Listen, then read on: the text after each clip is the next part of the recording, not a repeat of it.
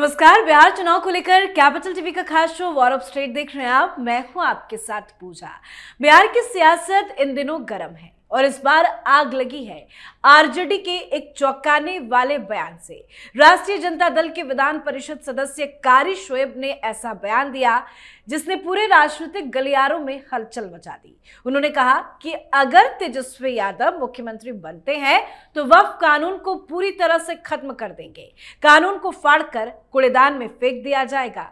तो सवाल यह है कि क्या तेजस्वी यादव इस बयान से मुस्लिम वोट बैंक को लुभाना चाहते हैं या फिर ये महागठबंधन के भीतर बढ़ती बेचैनी का लक्षण है, जहां जातीय समीकरणों के साथ अब धार्मिक ध्रुवीकरण का नया पत्ता खेला जा रहा है। सवाल यह भी है कि क्या मुसलमान तेजस्वी से दूर चले गए हैं और इसीलिए इस तरह के बयान दिलवाए जा रहे हैं ताकि मुसलमानों को यह संदेश दिया जा सके कि देखो भाई, तेजस्वी तुम्हारे साथ है। तो आज इसी पे चर्चा करेंगे। महागठबंधन में मचे बवाल की पूरी डिटेल्स आपको देंगे। चर्चा के लिए मेरे साथ स्टूडियो में मौजूद हैं हमारे सहयोगी और senior journalist Raj Singh. Sir, बहुत बहुत स्वागत है आपका। धन्यवाद। क्या लगता है तेजस्वी यादव के एमएलसी की तरफ से जिस तरह का बयान सामने आया कि अगर तेजस्वी यादव मुख्यमंत्री बनते हैं तो वक्फ कानून को खत्म कर दिया जाएगा, फाड़ कर कूड़ेदान में फेंक दिया जाएगा, ये बयान जानबूझ के दिलवाया गया है ऐसे मौके पर? बिल्कुल जानबूझ के दिलवाया गया है। ये बयान जो जहां पे ये दिया गया है, इस एमएलसी ने जो बोला, वहां पे तेजस्वी यादव मौजूद थे।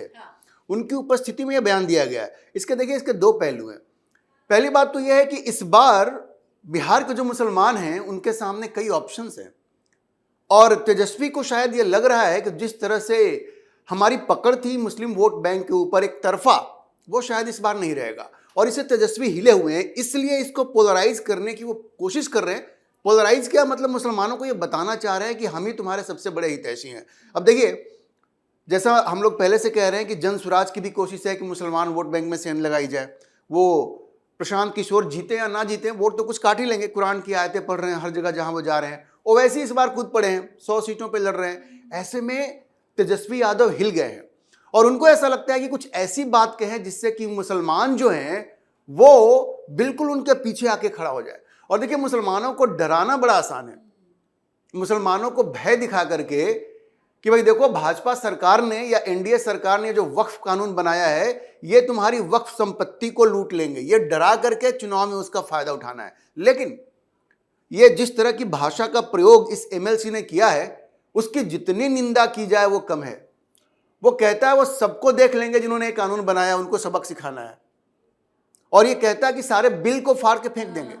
अब सोचिए, ये जो वक्फ का कानून है वो भारत की संसद ने बनाया है, संसद ने पास किया, मामला सुप्रीम कोर्ट में गया, सुप्रीम कोर्ट ने भी कहा कि भाई कानून बिल्कुल ठीक है, एक दो चेंजेस सजेस्ट किए, वो भी इंप्लीमेंट हो गए।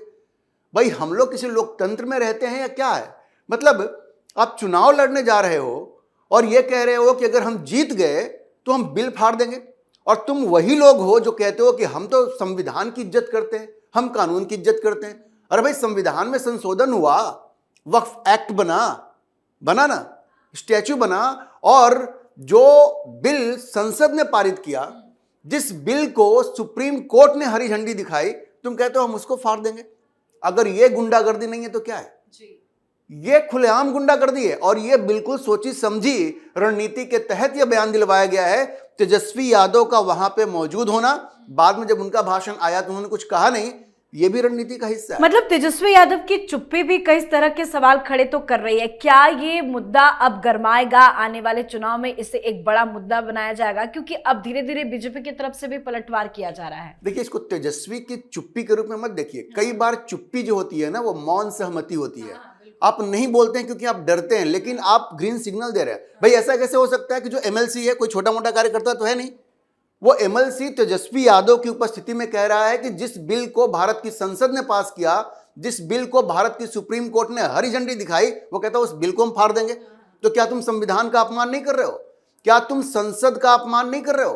क्या तुम सुप्रीम कोर्ट का अपमान नहीं कर रहे हो? देखिए, लोकतांत्रिक तरीका ये होता है कि हाँ भाई, हम फिर से ये कहेंगे अगर हमारी सरकार बन जाती है तो हमारी सरकार एक प्रस्ताव पारित करेगी, हम सरकार से अनुरोध करेंगे कि इस बिल पे फिर से विचार कीजिए।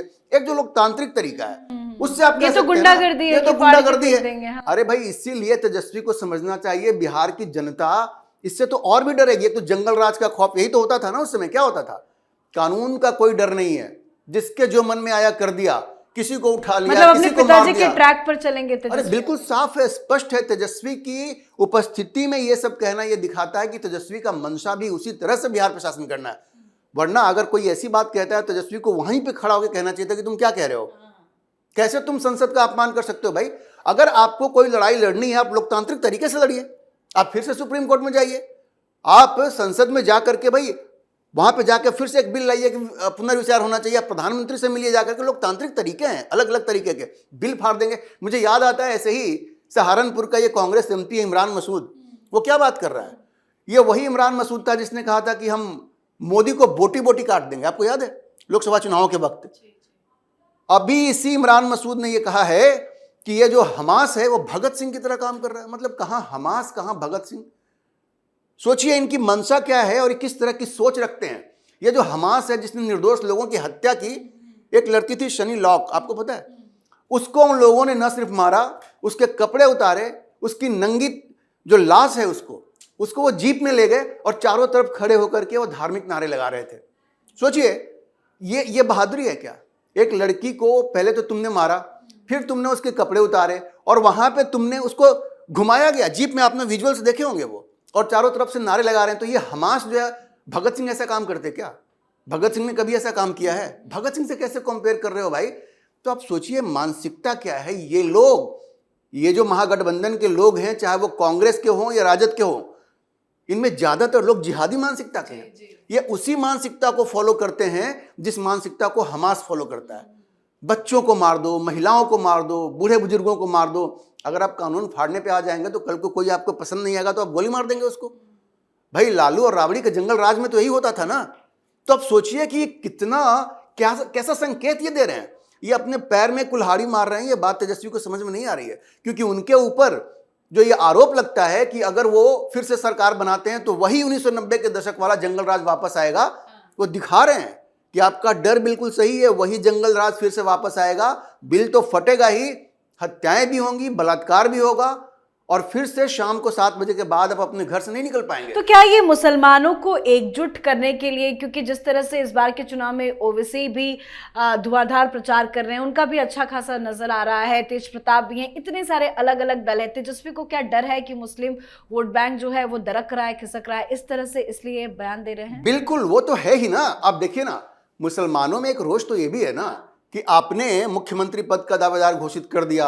यादव जो हैं 14% वो मुख्यमंत्री होंगे, 2-3% वाले मुकेश सहनी उप मुख्यमंत्री होंगे, और हम 18% है, हमें तो आपने कुछ दिया नहीं, हम दरी तो थोड़ी ना बिछाएंगे। हाँ, वो दरी बिछाते रहेंगे, वही तो पूछ रहे हैं। अब सवाल है कि मुस्लिम वोट बैंक के बिदकने का डर है, उसमें सेंध लगने का डर है। तो मामले को इस तरह से गर्म करो, मामले को इस तरह से हवा दो कि इनको लगे कि अरे हमारा धर्म खतरे में है, वक्फ की जो हमारी संपत्तियां हैं वो ये लोग फिर से लूट लेंगे।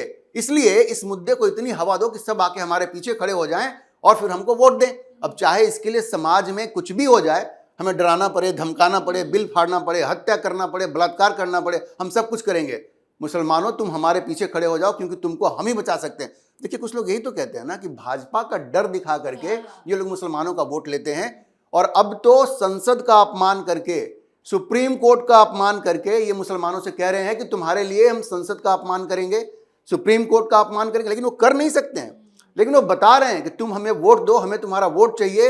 इसके लिए अगर तुम हमें कहोगे कि संविधान का उल्लंघन करो तो हम करेंगे, इसके लिए अगर तुम कहोगे कि हम संसद का अपमान करें तो हम करेंगे। तो देखिए मैसेज ऐसा है ना कि तेजस्वी की किरकिरी होनी बहुत निश्चित है, आप निश्चित मान के चलिए, और आप जोड़ के देखिए, डॉट्स को कनेक्ट कीजिए। ये वहां पे एमएलसी का कहना, इमरान मसूद का ये कहना कि हमास जो है वो भगत सिंह है, इनकी जो मानसिकता है वो जिहादी है, और बिहार की जनता देख रही है और इनको सबक सिखाएगी। आप मान के चलिए। बिल्कुल सर, बहुत बहुत धन्यवाद समझाने के लिए। धन्यवाद। तो इस बयान पर तेजस्वी यादव की हामी, कारी शोएब का दावा और मुसलमानों को लुभाने की खुली कोशिश, इन तीनों ने मिलकर आरजेडी की सेकुलर इमेज को कट्टर वोट बैंक की राजनीति में तब्दील कर दिया है। अब सवाल उठ रहा है कि क्या तेजस्वी यादव विकास नहीं धर्म की राजनीति से चुनाव जीतना चाहते हैं? क्या उन्हें लगता है कि मुसलमानों को खुश करके सत्ता की कुर्सी आसान हो जाएगी? कई सारे सवाल है जिसका जवाब भी जल्द मिल जाएगा। लेकिन एक बात तो तय है, ये बयान आरजेडी की मुसीबत, तेजस्वी यादव की मुसीबत बढ़ा गया है। तो बिहार चुनाव को लेकर आप भी अपनी राय कमेंट करके लिखिएगा। देखते रहिए कैपिटल टीवी। नमस्कार।